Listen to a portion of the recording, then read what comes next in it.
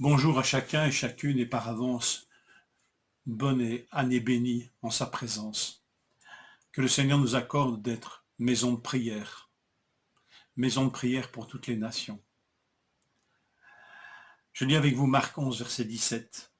Il enseignait et disait, n'est-il pas écrit, ma maison sera appelée une maison de prière, mais vous en avez fait une caverne de voleurs. Hier, nous contemplions le roi humble et plein de douceur qui entrait à Jérusalem. Aujourd'hui, nous voyons ce même roi, plein d'autorité, plein de zèle, d'indignation. Puissions-nous l'accueillir en toute sa personne, sans renier sa douceur, son humilité, mais sans renier non plus son autorité souveraine, sur toute chose et sur tout homme. Jésus est soucieux que sa maison soit une maison de prière pour toutes les nations, une maison qui produise du fruit à la gloire de Dieu. Le figuier stérile nous met en garde ici. Le figuier stérile, c'est Israël, c'est le peuple de Dieu, qui, lorsque le Seigneur le visite, ne porte aucun fruit.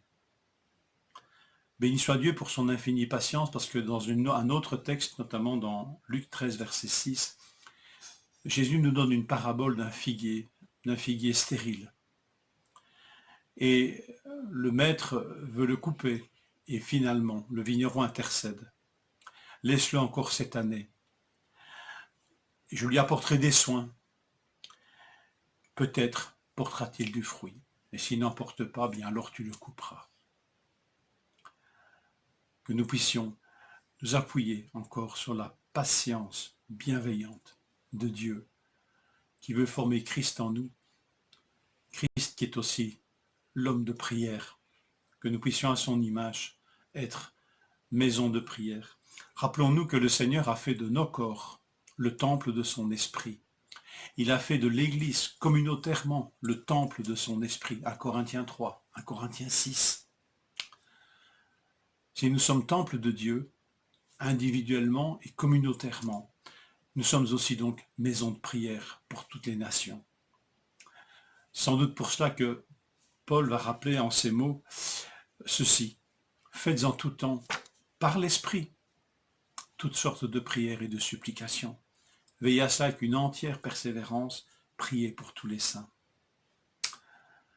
Le Seigneur veut faire de sa maison une maison de prière, parce qu'une maison qui est une maison de prière, son temple qui est une maison de prière, est forcément une maison qui sera remplie de fruits, qui portera du fruit, à la gloire de Dieu.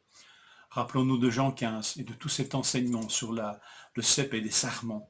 Et le Seigneur qui nous dit, si vous demeurez en moi et que mes paroles demeurent en vous, demandez ce que vous voudrez et cela vous sera accordé. Une vie de prière, n'est-ce pas? Si vous portez beaucoup de fruits, c'est ainsi que mon Père sera glorifié et que vous serez mes disciples. Comme le Père m'a aimé, je vous ai aussi aimé. Demeurez dans mon amour. Que Christ se forme en nous, que ses paroles demeurent en nous et que nous demeurions en lui, que nous demeurions dans son amour, afin d'être une maison de prière et de porter beaucoup de fruits. Encore pour cette année. Laisse-le encore cette année. Peut-être portera-t-il du fruit. Seigneur, qu'en cette année, ce ne soit pas simplement le peut-être, mais que nous portions du fruit pour ta gloire. Je vous souhaite une bonne journée et que nous puissions entrer avec la prière dans cette année qui est devant nous maintenant, 2022.